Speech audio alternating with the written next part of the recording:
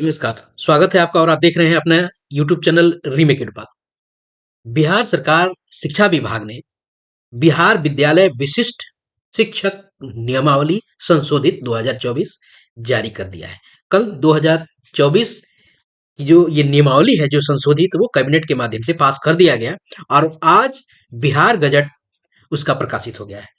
उसके असाधारण अंक में उसको प्रकाशित कर दिया गया है, तो आज बिहार गजट जारी हो गया है। तो इस वीडियो के माध्यम से हम कुछ मूल बातों को जानेंगे। आप सबने पढ़ जरूर लिया होगा, सबको देख लिया होगा। इसमें चूंकि बहुत सारे लोग मजाक में कह रहे हैं कि नियमावली कम दंडावली ज्यादा है।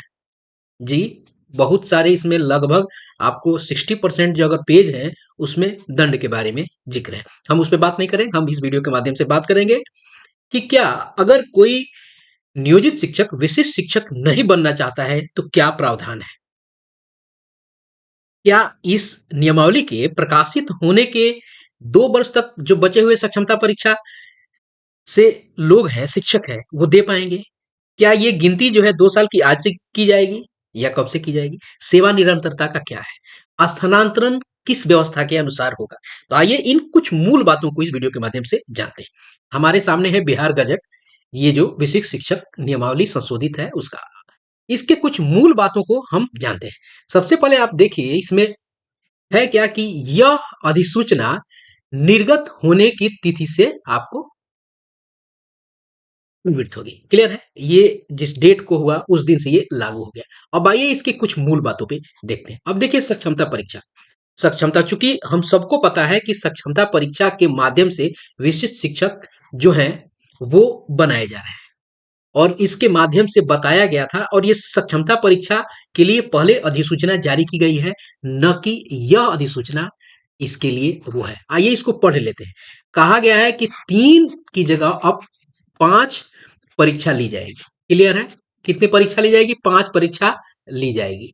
उसके अलावा समय जो निर्धारित किया गया है वो 2 वर्ष निर्धारित किया गया है। तो कब से निर्धारित किया गया, आइए इस पत्र को देखते हैं और सब समझते हैं। ये संशोधित नियमावली है, यानी कुछ उसकी कंडिकाओं को पुरानी जो नियमावली थी उसकी कुछ कंडिकाओं को इस नियमावली से आपको रिप्लेस किया गया है। तो देखते हैं क्या कह रहा है यह नियमावली उससे संबंधित।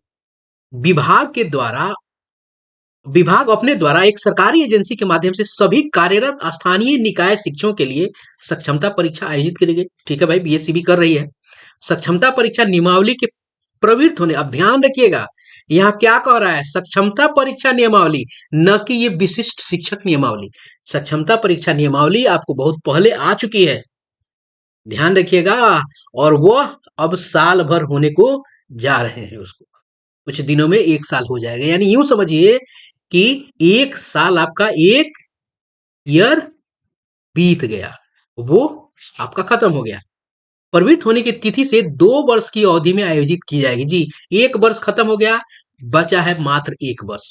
प्रत्येक स्थानीय निकाय शिक्षक को सक्षमता परीक्षा उत्तीर्ण करने हेतु 5 अवसर प्रदान किए जाएंगे। क्लियर है, 2 हो गए हैं, बचे हैं 3, यानी आने वाले 1 वर्ष में ये 3 के 3 सक्षमता परीक्षा आपको आयोजित की जाएगी। क्लियर है, इतना तो क्लियर हो गया कि जो ये डेट है इस डेट से ये चीजें नहीं होंगी। ये कब से होगी, पहले जब सक्षमता परीक्षा की नियमावली आपको आई थी तब है, ये सक्षमता परीक्षा की नियमावली नहीं है।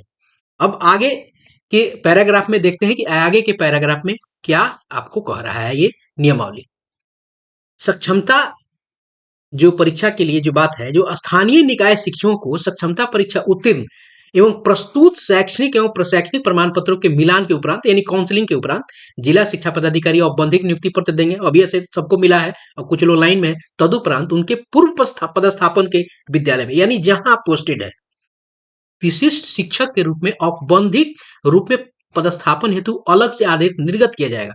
अब देखिए बहुत सारे लोगों को नियुक्ति पत्र मिल गया है, प्रथम में जो पास किए उनको नियुक्ति पत्र मिल गया है, लेकिन कब से पदस्थापित होंगे उनके लिए ये नियमावली कह रहा है कि अलग से निर्गत किया जाएगा। क्लियर है। अब आगे क्या कह रहा है कि जिसमें योगदान देने की अंतिम तिथि का स्पष्ट उल्लेख होगा। अब ये अंतिम तिथि क्या है, ये अंतिम तिथि यहां जो कह रहा है जिसमें योगदान देने की अंतिम तिथि का स्पष्ट उल्लेख होगा, इस अंतिम तिथि का जिक्र क्यों है। अब अंतिम तिथि है क्या, जो आपको योगदान के लिए जो आपको पत्र निर्गत होगा, उसमें कहेगा, मान लीजिए एक उदाहरण से 1 जनवरी से लेकर आपको 30 जनवरी तक योगदान कर लेना है, ठीक है। तो ये 30 जनवरी जो है ये अंतिम तिथि होगा, यानी इसके बीच में आपको योगदान कर लेना है। इसीलिए अंतिम तिथि का उल्लेख है, और ये अंतिम तिथि शब्द जोड़ने के पीछे का तात्पर्य यही है कि अगर आप योगदान उस तिथि तक नहीं करते हैं तो आप स्थानीय निकाय के शिक्षक ही बने रहेंगे। वो उल्लेख करेगा, ऐसा नहीं कि बीरबल की खिचड़ी है ये आपको योगदान करते चलेंगे, एक टेन्योर बांध देगा कि इस दौरान आप योगदान कीजिए, नहीं जो योगदान कीजिएगा आप उसी विद्यालय में एज स्थानीय निकाय के शिक्षक ही बने रहेंगे। इसके कहने के पीछे का उद्देश्य यही है। आगे देखते हैं पैरा में क्या कह रहा है। विशिष्ट शिक्षकों द्वारा पदस्थापन आदेश में निर्धारित अंतिम तिथि तक योगदान किया जाएगा, ठीक है। योगदान की तिथि से वे विशिष्ट शिक्षक कहलाएंगे, ठीक है, अच्छी बात है। स्थानीय निकाय शिक्षक के पद से वो स्वतः विरमित हो जाएंगे। अब मामला बनता है कि जैसे वो आपको वहां योगदान करेंगे तो जो स्थानीय निकाय शिक्षक के रूप में वहां जो कार्य कर रहे थे उसके लिए वो आपको ऑटोमेटिकली वो विरमित हो जाएंगे, स्वतः विरमित हो जाएंगे, उसके लिए विरमण नहीं कराना पड़ेगा। जैसे चूंकि आपको जब पत्र मिल जाएगा उस पत्र में उल्लेख हो जाएगा कि एक मान लीजिए 1 जनवरी से आपको करना है और आपने योगदान 1 जनवरी को कर लिया, योगदान कीजिएगा तो आपको क्या होगा, एक आवेदन देना होगा कि उस पत्र के आलोक में आप उस विद्यालय में आवेदन कीजिएगा। आवेदन एक एप्लीकेशन दे देंगे, समझिए प्रार्थना पत्र दे देंगे, और उस रिसीव कर लेगा एचएम, और आपको उस दिन से वो एज ए ट्रीट कर जाए हो जाएगा, आप हो जाएंगे विशेष शिक्षक। क्लियर है, स्वतः विरमित हो जाएंगे, विरमण की कोई बात बनती नहीं है। और अंतिम तिथि की बात उल्लेख हो गया कि क्लियर है, यदि आप नहीं रहना चाहते हैं विशेष शिक्षक तो आप नियोजित शिक्षक रह सकते हैं। अब मैं यहाँ आपसे के समक्ष एक सवाल रखता हूँ कि बहुत सारे ऐसे शिक्षक हैं जिनके मन में भ्रम है कि हम नियोजित ही रहेंगे, हम आगे प्रमोट होंगे, तो ये भ्रम बाहर कर दीजिए दिमाग से। भले बात कड़वी लगेगी लेकिन बात यह है कि कोई किसी भी तरीके का वो प्रमोशन नहीं मिलेगा। स्थानीय निकाय शिक्षक जब सक्षमता विशिष्ट शिक्षक को बना दिया तो आपको वहां प्रमोशन वो नहीं देने जा रहे हैं, नियोजित शिक्षक के संवर्ग को धीरे धीरे मृत कर देंगे। माननीय न्यायालय के आदेश के आलोक में भरी चीजें चल रही है कि कहीं ना कहीं वो बाद में लगभग सारे के सारे शिक्षक जब विशिष्ट शिक्षक हो जाएंगे तो नियोजित शिक्षक का औचित्य नहीं रह पाएगा। तो मेरा अपना मानना है कि आपको योगदान करना चाहिए। रही बात सेवा निरंतरता की, तो आइए अगला पढ़ते हैं और अगला देखते हैं कि क्या है सेवा निरंतरता का, क्या कोई क्लू है। विशिष्ट शिक्षक के रूप में औपबंधिक रूप में योगदान के उपरांत किसी भी विशेष शिक्षक के पास स्थानीय निकाय शिक्षक के रूप में वापस होने का विकल्प नहीं है। क्लियर यहाँ हो गया, आप पीछे नहीं जा सकते हैं, आप नियोजित नहीं रह सकते हैं। कब तक रह सकते हैं, जब तक आप योगदान नहीं करते हैं, अंतिम तिथि तक योगदान नहीं करते हैं तब तक आप नियोजित शिक्षक है। आगे है शैक्षणिक और प्रशैक्षणिक प्रमाण पत्र इत्यादि के जांचोपरांत सही पाए जाने पर नियोक्ता पदाधिकारी एवं जिला शिक्षा पदाधिकारी द्वारा विशिष्ट शिक्षक की सेवा की संपुष्टि की जाएगी। यानी आपकी सेवा अगर सही पाई जाती है, सारा का सारा प्रमाण पत्र ठीक है, आपको की सेवा संपुष्ट कर दी जाएगी। अब बात यहाँ रही कि सेवा निरंतरता, यहाँ सेवा निरंतरता की बात नहीं है, सेवा निरंतरता आपको नहीं मिल जाएगा। हाँ, वेतन संरक्षण की बात तो है, वेतन संरक्षण आपको पूर्व के हिसाब से मिलेगा, वेतन संरक्षण रहेगा, लेकिन आपको सेवा निरंतरता आपके लिए नहीं है। स्पष्ट है कि क्योंकि पिछले व्यवस्था में और यह व्यवस्था दोनों अलग तरह का संवर्ग है, सेवा निरंतरता आपको वो नहीं देंगे। चलिए आगे बात करते हैं। हाँ, ये जरूर है कि उस शैक्षणिक जो अनुभव है उसकी गणना जरूर की जाएगी, जो आपके प्रधानाध्यापक और आगे भी आने वाले अगर कोई भी परीक्षा होगी उसमें गणना जरूर की जाएगी। सेवा निरंतरता को वो चूंकि वित्तीय व्यवस्था से जोड़ के देखा जाता है इसलिए वो नहीं होगा। आगे देखते हैं, स्थानांतरण को थोड़ा जान लेते हैं। स्थानांतरण के लिए आगे कहा गया है कि यहाँ अगले और कंडिका 10 को प्रतिस्थापित किया गया। यहाँ कहा गया है कि स्थानांतरण के बारे में विशिष्ट शिक्षक एवं राज्य के अंतर्गत ये जो है ये पूरा का पूरा ट्रांसफरेबल होगा और स्थानांतरित विद्यालय में विशिष्ट शिक्षक को योगदान करना अनिवार्य होगा। और ध्यान रखिए, जैसे ये हो जाएगा स्थानांतरण के लिए नीति, ये आगे कह रहे हैं, पढ़ लेते हैं उसको, अभी इसका विश्लेषण करते हैं। इस हेतु विभाग द्वारा अलग से स्थानांतरण नीति निर्धारित की जाएगी।